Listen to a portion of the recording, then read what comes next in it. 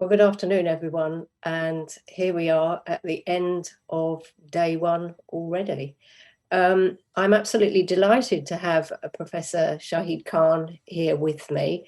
You'll have heard him speak this morning and seen him at various points during the day. And for those of you who perhaps don't know him, he is his day job, he's a consultant hepatologist. He's also head of admissions for the medical school at Imperial College London. He's the chair of and the driving force behind Cholangiocarcinoma UK, and he's been on the advisory board of AMMF more or less since the charity's inception. Doesn't have a lot of free time. So I'd really like to thank you, Shahid. We go back a long way. So it's great for me to have you here as we close this first day of AMMF's Cholangiocarcinoma conference. It's an absolute pleasure to share this point of the day with you. And also to have you ending the day is quite nice, because I think in every single AMMF conference we've ever had, you've been one of the opening speakers each time. So now you're actually doing a bit of a top and tail this time round. So what I'd like to talk to you about is some of the things that we've seen today, and sort of get your take on how it's been for you. I mean, for me, there's been many highlights. I mean, too many to list, but a particular one for me was seeing the data project we've both been involved with for so long, seeing the light of day and getting a really great presentation this morning by Sophie. And I just wondered how you felt about seeing that. And perhaps you could comment on how you think that once we get to publish this work, we might be able to use it to change the way cholangiocarcinoma is currently perceived, and how we can use it to improve things in the future. Well, thank you, Helen. Thank you for inviting me and inviting me to close the session. It's always been a pleasure. I'll come back exactly to that question, but I just wanted to say it's been really great. I mean, it's been wonderful to see how AMMF has grown. As you say, we've worked together and collaborated for a long time, a couple of decades now, and I'm so pleased to see what an incredible conference, the European conference, with an international feel to it, really, and you're at the heart and centre of all the cholangio work, not just in the UK but internationally as well. I think it's been a great day. There were several highlights for me. Sophie's talk about the data project was one, and I'll come back to that. I also, and it very much ties into another highlight for me, which was Hassan Malik's talk about why we need centres of expertise. And another highlight for me was Professor Heaton's talk about transplantation. I mean, 20 years ago, when you and I first sort of embarked down this path, the idea of transplanting anyone with cholangio was just deemed a ludicrous idea, wasn't it? I mean, it was just, yeah, I remember that well. even suggesting it, you'd be sort of told, well, that's ridiculous. But now that's no longer the case. So to me, hearing that talk from Professor Heaton, head of the UK's largest transplant centre, was really something special to me. And we've both been on the advisory panel for that. In terms of the data project, yes, absolutely. I mean, this is a project that we've been trying to get off the ground for a long time. It's been funded by AMMF, and we've collaborated with a really, really great team. I thought it was a really great piece of work. I thought it really highlighted what's actually happening, not just at one centre or two centres, because most of the published work comes out of one or two or three centres, and what we really have always needed is a much more national picture of what's happening here at home, and this project has provided that in England. showing the data regionally, differences in treatments, and it's another interesting discussion as to why there may be some differences between some regions. It's whether it's to do with the service, it's to do with the local population. That's some other work that we'll dig into. But I think this does highlight and will hopefully strengthen the case for having centres of expertise in the future. Just as, you know, liver transplant. I mean, there are only 7 transplant centres in the UK. Not everyone can run a transplant centre, and it has to be commissioned and recognised expertise. And I would like to see the management of cholangiocarcinoma going that way. We need more than 7 centres, but and I think that this data project does sort of add strength to that. Well, I'd have to agree there, and I think for the cholangiocarcinoma patient, these centres of expertise are long overdue. But it's getting across to the medics and specialists that patients should be referred to the knowledgeable specialists and consultants. But I feel that from what I've heard today, we are possibly moving a step further towards that. Nothing ever happens rapidly, but I think, you know, once we have our data, we've got the you know, much more positive outlook for the targeted therapies, more positive outlook for transplantation, everything, that the field is much more positive than it has been in the past, I think.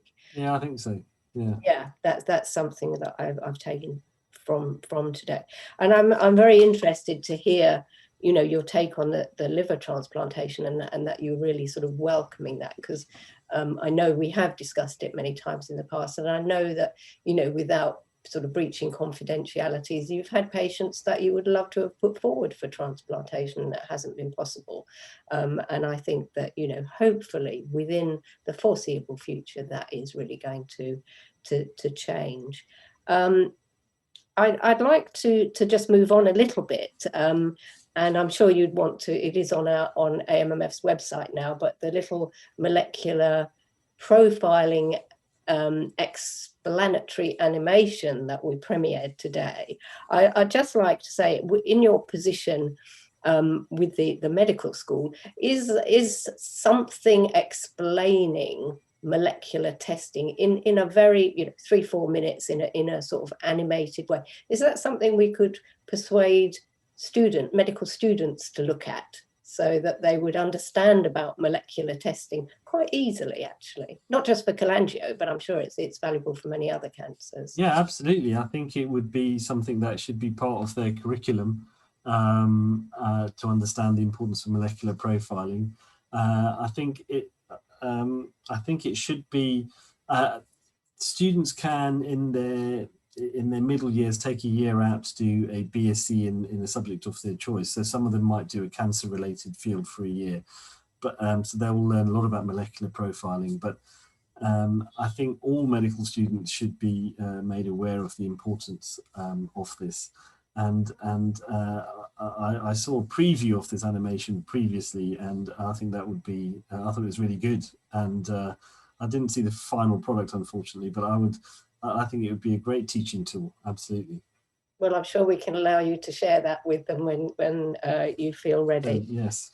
Yeah, and this is what we've got to do, haven't we? We've really got to start, you know, with the medical students, not just for cholangiocarcinoma, but we have so many of these rare cancers coming along now, and it's very difficult for people to be, you know, really kept up to speed on all of these. So we need the new ones coming in to actually understand more about what's going on, and what can be done for these patients who get these rare cancers.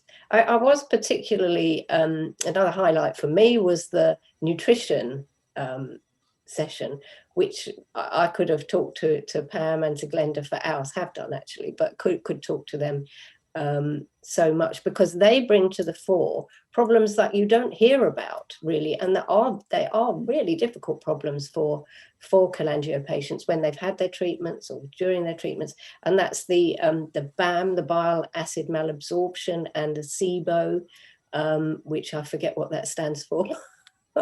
But it's like this sort of bacterial overgrowth, isn't it, which causes problems for people.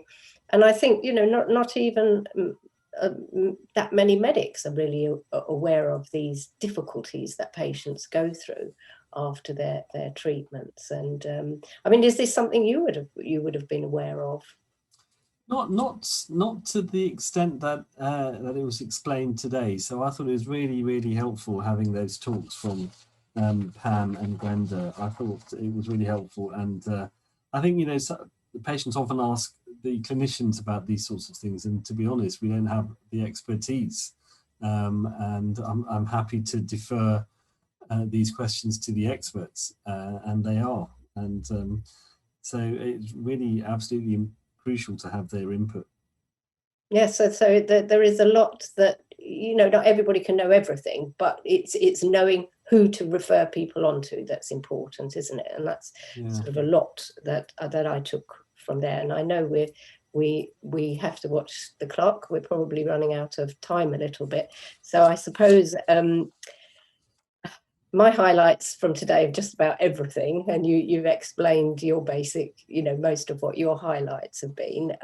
So I'd just like to turn to tomorrow and just think a little bit about what we've got on the agenda for tomorrow. And it's another absolutely full-on day, but we've got a really important, another really important patient viewpoint.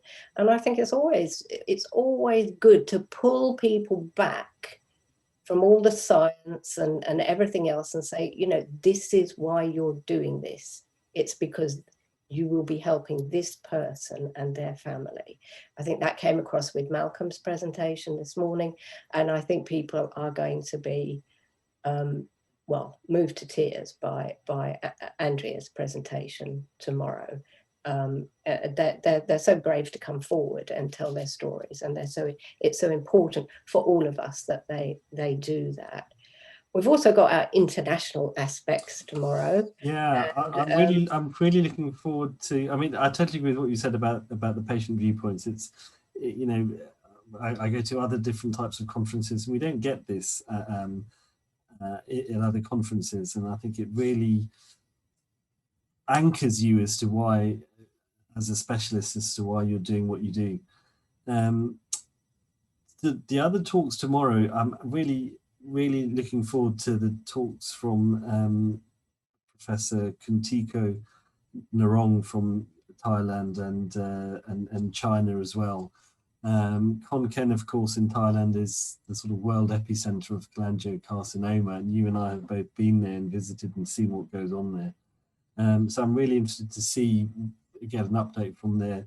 And also China, I've not ever heard, as far as I can remember, a specialist from China talk about cholangiocarcinoma there. So that'll be fascinating. Really looking forward to that. Yeah, and it is, yes, the enormity of the problem. But of course, they have a huge population. So I haven't actually sat down and worked out, well, proportionally, what do those figures mean? It's just when you see the figures, they are horrifying. But, you know, like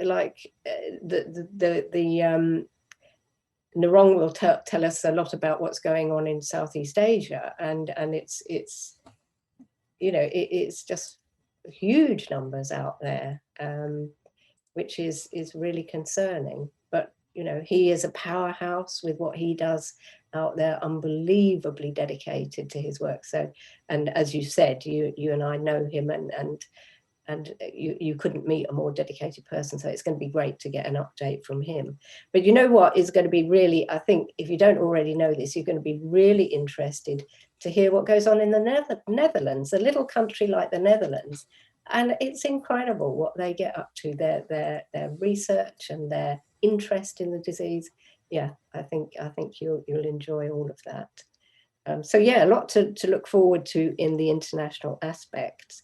And yeah, then again, you know, particular pleasure to all of us at AMMF is hearing from the researchers who, you know, we have funded or helped to fund, to see the fantastic work that they. Yeah, absolutely. I was going to say that that's my other highlight from tomorrow is hearing your you know, the work that you and AMMF have and your contributors, and I know firsthand how hard people work to raise funds, and obviously this last year has been a difficult year for fundraising, but to see how that money has been used and to see the results of research which is directly come out of that funding is something I'm very excited to see. Yeah, it'll be great. And just to pull it right round in a circle, to know that Dr. Chris Wadsworth, who chaired the Ask the Expert session, was your first PhD student, is quite amazing, isn't it? He was, and partly funded by the AMMF as well. Indeed, so. He was, and what a good investment that was. So I guess we ought to pull a close to today now. Thank you very much for this conversation, Shahid. I thoroughly enjoyed it. Thank you for taking the time out of your special day. I do appreciate that. And I hope everyone has really thoroughly enjoyed day one and have come away with lots of food for thought. And I really look forward to seeing everybody tomorrow on day 2. Thank you.